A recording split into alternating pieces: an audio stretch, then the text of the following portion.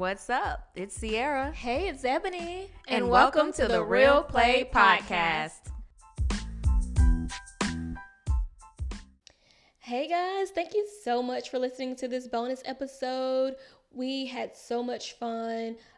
We had extra content and wanted to drop it for you guys. So please let us know how you liked it. We are on Instagram, so make sure you follow us, comment, tell us what was your favorite part of the episode on YouTube as well. So make sure you subscribe to our YouTube channel. We drop our episodes there. We'll make sure we drop some exclusive content at some point on, if you like Apple Podcasts or Spotify, we are on those platforms as well. And we are so excited to keep doing this for you. So we'll see you guys on the next episode. Bye. That means I got a second and third question, right? Hey, Ebony, I like the way you work, yo. You're a technician with these questions. I'm about to say like 10, 15 questions. We are question number 9 now. I am not. But like, if you're in a relationship, like, what would you feel to you would mean that your relationship was successful? It just varies. I mean, I feel like for me personally, it's going to be subjective to like everybody, right? So for me, I feel like happiness defines success. Like number one, like that's a question on here, by the way, and it says, "What's your idea of happiness?" Like, what's your idea of that? That's a 2-part question. I can cross my question off the list. Yeah, go ahead, Wesley. So it's you're happy and just accept us. That was number one. I think number 2 would be, are we making other people like better from our relationship? You know what I mean? Like, is other people's lives impacted from us being together? Essentially, it's almost like ministry in a way, because, you know, me being a believer in Christ, like I look at marriage as ministry. So to me, it's like, how does our union, how does the two of us coming together make other people's lives better? Like, how do we impact their lives? I think that's number 2 to me. And, you know, number 3, in regards to what defines success, is just, well, I'll go to 2 points right now. Just points 1 and 2. I have a rebut to knock on something. Well, you never said what made you happy. Oh, what made me happy? So like, what's your idea of happiness? So in a relationship, I think it goes back to what we were saying earlier in regards to like having like a friendship, like having somebody that doesn't judge you, somebody who doesn't, you know, condemn you for like your shortcomings or your wrong, but somebody who accepts you for who you are and everything that you bring to the table. Like, so for example, like some guys may like playing video games, like 2K or Madden. You may be dating somebody who may like, you know, get on you or chastise you every time you jump on a video game. Like, eventually that's going to make a guy feel like, okay, like you're not accepting me for, you know, who I am, you know, in my hobbies and whatnot. So I feel like if a person is accepting you for who you are and you two have a solid friendship with one another, to me, like, that's happiness. How long do you think it takes to get to that happiness in relationships? Like, you said what? How long do you think it takes to get to that point in a relationship? So I've been dating this person for 3 months. I've been dating this person for 6 months. I've been dating this person for a year. How long do you expect? If happiness is not there in the honeymoon phase, there won't be happiness. I don't think there is a time. No. I think every relationship is going to be different. I think like I know somebody who has known somebody for like 5 months and they proposed right away. So it's like, I don't know. It's up to you and your relationship. You can't put a time limit on happiness and love, in my opinion. I agree with that. I agree. But like, to the point, there's not like a one size fits all. Like, I feel like everybody has their own journey. Everybody has like their own like story to write. So at the end of the day, somebody may have found happiness in, I don't know, like 3 months. Like, you can't expect that you're going to find happiness in 3 months. And if you don't find happiness in 3 months, you can't be looking at your relationship like it's, you know, like it's trash. Like, everybody has their own story to write. I feel like measurables in love and relationships are probably the worst thing for love and relationship. They're measurables. There are no measurables. You're right. There's I no- just have a really What? I had one more question based on what you guys said. This is my last question. I promise before you ask that question, Good. before you the ask last that question, the last question. No, I just have a quick question. For all of the men, are your parents together? Like, who do you look for when you're thinking about relationships? Like, who was your model? So my You parents talking still about married. biological parents? You say my Whoever you biological consider a parents- parent. Whoever you look up to. Yeah. Yeah, my parents still married. I have an older sister. Actually, we're 7 years apart. She was married for 4 years and got divorced. So I've seen both sides of the spectrum. And like I told you, my 3 closest homies, 2 of them are married, and one is about to get engaged. So I would say that I kind of surround myself with folks who are in relationships, and I'm not in one. So it kind of looks weird, but I rather kind of gauge and look at these folks and try to learn from there. Does it make you feel like you need to hurry up and get in a relationship and get married because everyone around you is already at that point? Oh, the pressure? Nah. Nope. I never Nope, felt pressure. You don't feel that Not at all. pressure? Nah, I never felt Okay. pressure. I mean, I want it for myself. It didn't really hit me to probably not hitting me as far as pressure, but it didn't hit me to where I wanted to really like settle down and be with someone till maybe like 28, 29. And I just turned 30 in January. So Okay. yeah. Okay. Pressure does two things. It either burst pipes or make coals in the diamonds. Yeah, but I know some people who they'll see everyone around them getting married, getting engaged, and next thing you know, they like, oh, like I need to go the next girl. Like I'm just gonna get engaged. Like I'm just gonna make it happen. It's gonna work. That's when you settle in and you fortunate. And then I'm gonna say that's when you settle in. Now you're doing more damage than good. yeah. 'Cause Yeah, I sure. can tell you that I'm on a podcast with 3 other guys. 2 are married. One's getting married in June. Mm-hmm. I'm the Possibly single on the podcast. Mm-hmm. I don't feel no pressure. That's Never. good. I mean, that's because Hey, John, I literally know people that have done that, and even people who they're about to get married and they realize like I really shouldn't be with this person. Like this is not gonna work. We're arguing all the time, and they go through with the wedding. Mm-mm. I wasn't arguing with my fiance, but we realized we're not meant to be together, so we called it off. But a lot of people don't, from the pressure that's put on you when you are engaged or when you are seriously engaged. That's healthy because you came to that realization like, oh no, wait, this is not what's for me. Yeah. So the question was, what was your model? Yeah. Do you have a model? Some people, they look at it and they want to do exactly opposite of what they saw. Well, in some, my parents been married for over 30 years. My grandparents were married. Both sets of grandparents were married. Most of my aunts and uncles were married. So like marriage, but I never fantasized about marriage in the sense of like, I never said I wanted to get married. Like, I can't wait to get married. I'm looking for it was just kind of, I was kicking it and it was just like, this will work. Boom. She's there. But okay. yeah, so I definitely had I guess I did have a model, and I've always been around on both sides. I'm very strong.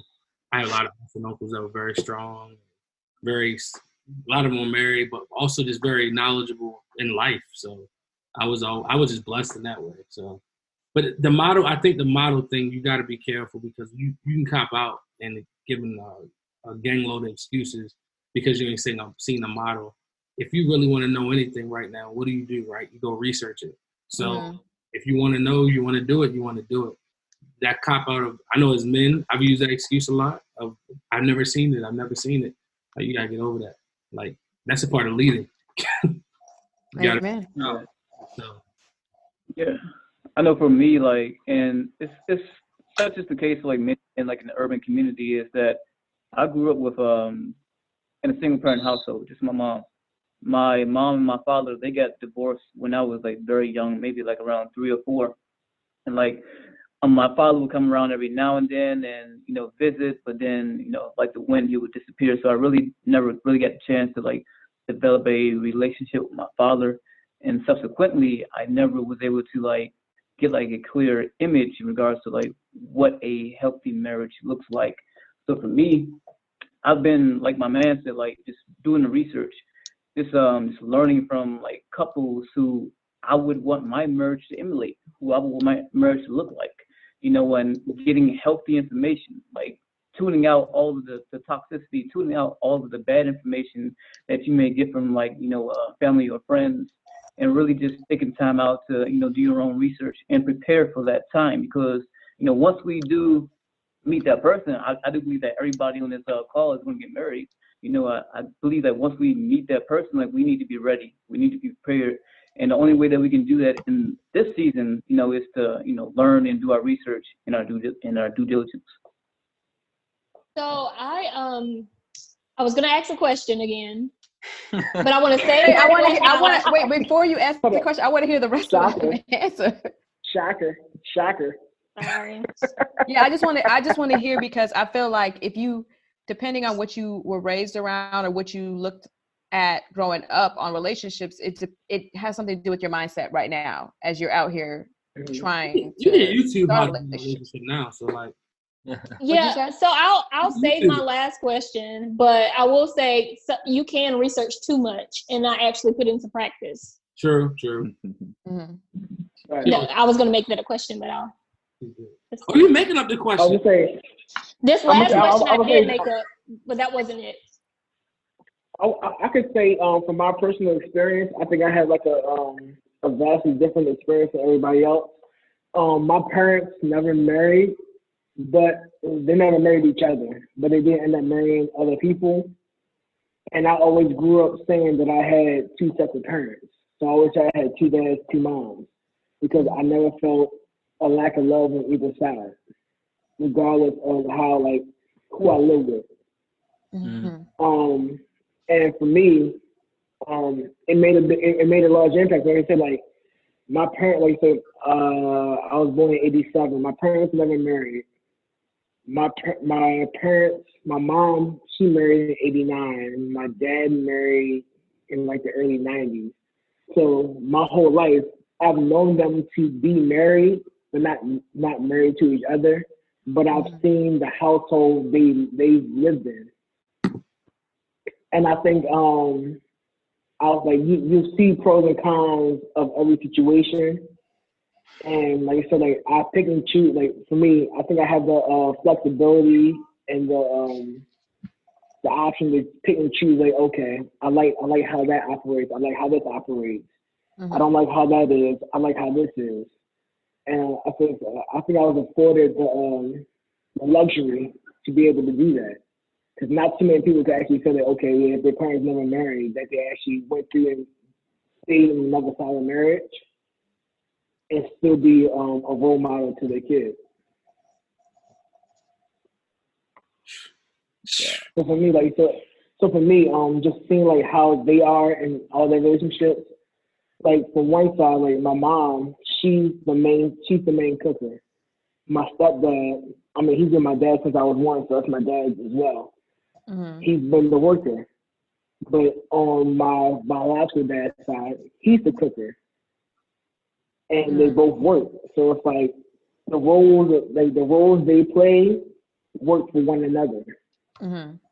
And it allows me to see the flexibility that the man and the woman has as far as their role in a relationship to play, how it affects their like that current relationship and that dynamic and how it works for them. True. Okay. That's deep. Yeah. Thank you, Brother Rashid. My answer was nowhere near as deep as that. So what you gonna say, Mal? Go ahead, Mal. I had a joke. Go ahead. Brother Kamal Rashid. Brother Kamal Rashid Abdul. So Umar Johnson. Gifts. So growing up, my pops passed away when I was 13, so I didn't really have like that one-on-one relationship with him, and then saying that with him and mom. But what I did have is a bunch of uncles and aunts that have been together for a long time. So as I've grown up, I see them, and then as I got older, I was able to talk to some of those uncles and talk to kind of see what they go through with their wives on a daily basis. And I think that's kind of helps me to emulate what a marriage can be and what a marriage is, and not just what I'm seeing on TV from people. because, like I said, we talk about Barack Obama and Michelle Obama or Jay-Z and Beyonce. We know what they show us, but we don't really know the ins and outs of what's going on. So to be able to talk to people who have been married for 20 years, 30 years, and they tell you, like, look, that shit ain't sweet, bruh. But at the end of the day, you fall back on love. So when you understand that before you go into something like and go into marriage or go into an engagement, that's what helped guide me so far. Yeah, I think it's very important to have somebody to look up to, whether it's your parents, whether it's friends, aunts, uncles, neighbors. Like, we all need somebody to help us because we want to do right. We want to have these relationships that last for a long time, and got to have somebody to look up to. So that's what's up. My parents are still married, and I don't want to be the first kid to have a marriage and it don't work. So I'm trying to make sure that they on 40 years right now. I don't want to be, I don't want to sit there. I'm sure they thought about breaking up a lot of times. I'm pretty sure. I'm 100% sure of that. But they stuck through it, and we're gonna be in 41 in October. So that's all we're gonna keep doing is just keep going and keep going. But that's what I'm looking for. I'm looking for a relationship that even if things, and living in a house with them, of course, I've seen things, I've heard things. I want to be with somebody that I know can stick it out for the long run, and we can make it work, and we can find ways to make our relationship continue to grow. So this is a good conversation. I just wanted to know, because I know sometimes people's thought patterns can be based off of how they were raised and what they're looking for in a relationship. So it's cool. I thank you guys for being very candid. Can I ask one question? I was about to say, I know Ebony has one more question. So. She just said that about 4 times. It's kind of whack though, but this is my last one, and it was based off of what someone said. I got one for you, Ebony. Real quick. It's real quick. Go ahead. Do you guys believe in soulmates? Yes. Oh, that's easy. Yeah. It was based off of someone said. That's real crazy. And you can have more than one soulmate. You can have more than one soulmate. I believe that friends are soulmates. Yes. Yeah. Yeah, you have more than one soulmate because they serve you different purposes in your life. Mm-hmm. Yeah. Oh, okay. So John, West, Gordon, you guys are the same? Yeah. So I believe that there's a such thing as a soulmate in a sense of like there's one person out of the entire world that is like meant for you.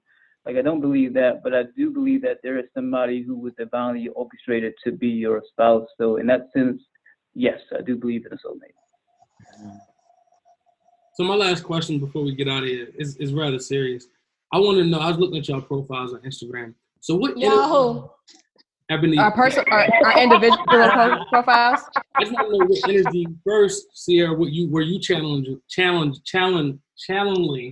in your profile pic. So I looked at your little thumbnail. What energy is there? And then for Ebony, like, what energy are you trying to give off in your profile picture? My profile picture. What energy is that? Like, what were you trying to tap into? Right now, it's a real innocent, cute little picture. Innocent. Doesn't it? Don't I look innocent and sweet? Do I need to show the people? Tell us. We try to ask you. I mean, it's just a picture of me. I'm not even smiling. I'm just looking straight at the camera. Innocent. This is me. Hey, this is Sierra. So,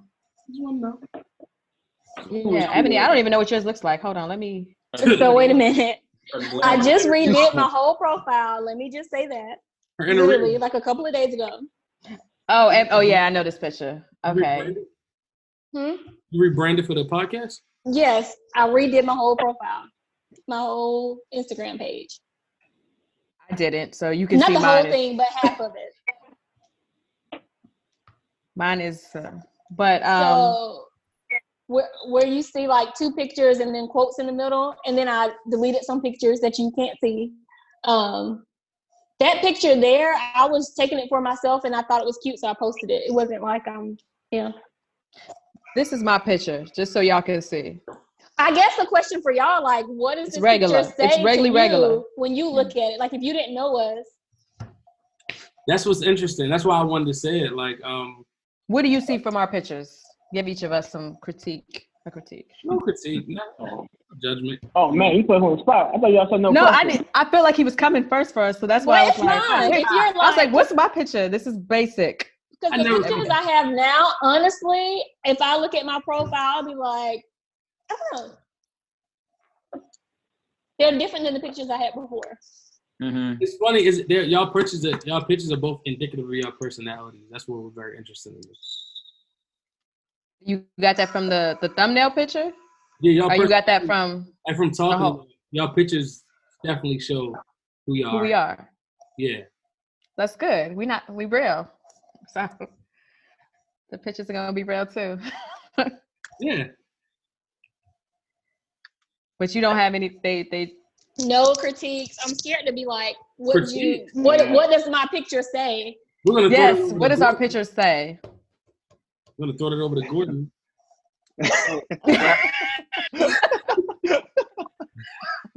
What her picture say? Yeah. Yes. What did her picture say? I just sent her Instagram, so you gotta remember I saw her on the app. On the app. Before that. So I will say, you remember I said I look at teeth. So I don't know if Ebby, if you remember the picture that I commented on. She doesn't remember. It was so many. I'm sorry. Get out of mine too. Yeah. Oh. Stop. Bang bang. You like that picture though? You gotta be. She was showing her teeth. I said, "Oh, okay, that's a nice smile." So that's what got me there. So as far as the IG picture, I mean, I saw it, but like, it was after the fact. Yeah, that was after the fact. And I usually don't even try to ask for people's IGs. One, I had what do you call that? I didn't delete it. I can't even think of the word right now. But I was off IG for a while, and then I put it back on. Oh, you deactivated it. There you go. I don't know why I couldn't think about that. So I deactivated it, and then for this standpoint, since I was supposed to, technically, this was our first meeting. I wasn't going to meet her until we was coming to the studio. I opened it back up just to kind of make her a little more comfortable before we met. Oh, I honestly wasn't going to. I didn't really care. I wasn't going to look. Oh, well, okay. That's why I did it. Okay. And that's why I didn't get that when you did it. I didn't get that you were doing it for that purpose, but okay. Because I was going to ask, but I didn't. You told me. Good job, man. What'd you say? Well done, man. Well done.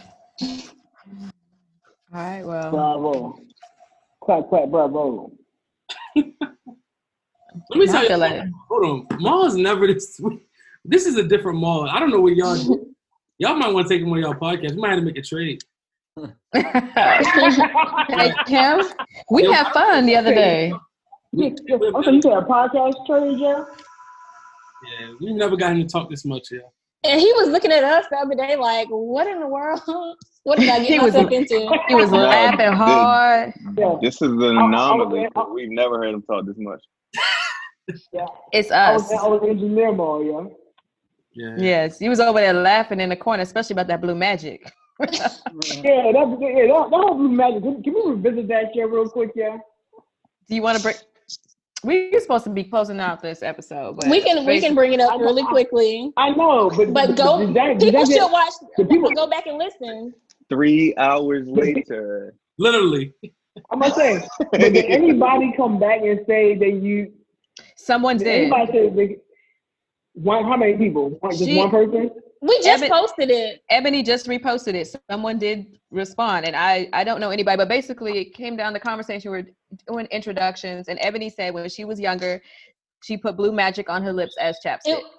And blue magic for the fellas. Blue magic for your hair. They're like confused. For the fellas. Blue magic makes a whole bunch of shit you put in your hair. No, this is for the hair. It's grease. It's hair grease. Hair grease. It's hair grease. On her lips. Hair grease. On your lips. Not Vaseline. Not Livia. So first of all, do not I need laugh. Context. No, it's like there is no context. It has oil in it. Like, it's like putting jam on your lips. Yeah, I'm trying to figure out how she got it. Sticky. How did she? It's like Vaseline. You have to listen to our introduction. She tells you exactly why she did it. Yeah. Listen to episode 1 that I sent y'all. Listen to episode 1 that I sent y'all. Yeah. I was like, what?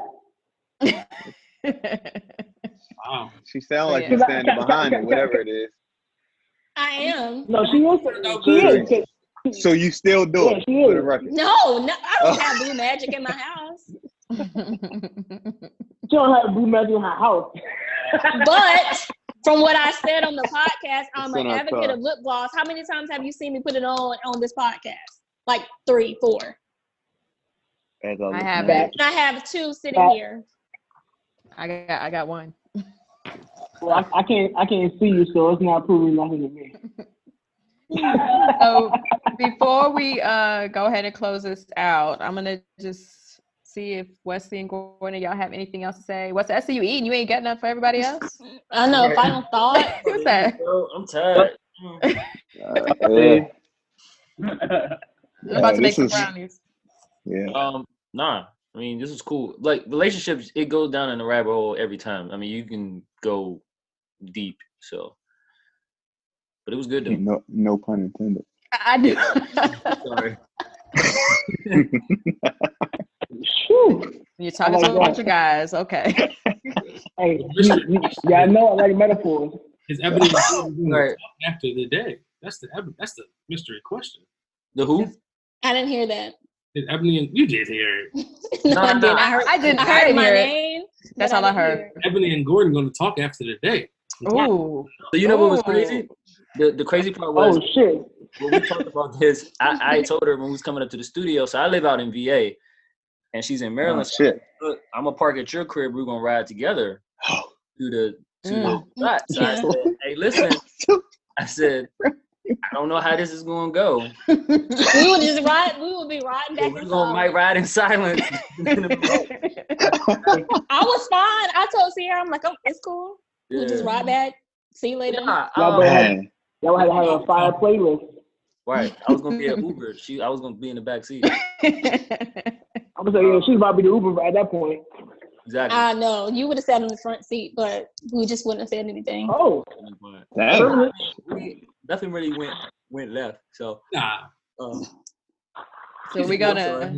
the main thing is, man, I would just have to meet her in person. I don't want to sit here and do this virtual thing. So we gotta vibe out first and just see. Yeah, so We're gonna vibe. Why you laughing, Mel?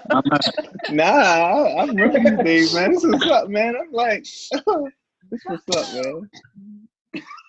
Hey, GE. Hey, that's Well, you all might this have- virtual shit, man. You might have to do a virtual for the next month, because who knows when restaurants will be open again. Nah, I I'm mean, about to say, Like, it was cousin just- Rona not playing. it was just nice out yesterday. Like you can definitely go walk, run, something. Stay how I 6 know feet that. apart. How do I know he doesn't have coronavirus? Huh? Take a walk, see a walk. You could have the coronavirus and I not know it. Well, listen. Is that a deal Or a breaker? carrier. That's a deal breaker? Look, I'm gonna put that on my list. You could take Add. I'm Gordon, gonna add to coronavirus. her. Hey, Gordon, don't have to say you. She said you can have it. She can have it too. Both exactly. of us can be asymptomatic. We can You're take right. temperatures before we Take walk. one for the team. I'll take my temperature. Thank you for listening. Don't forget to subscribe and follow us on all social media platforms at The Real Play Podcast. We would love to hear from you, so leave us a comment, DM, or voice note. And don't forget to come hang out with us on our next episode.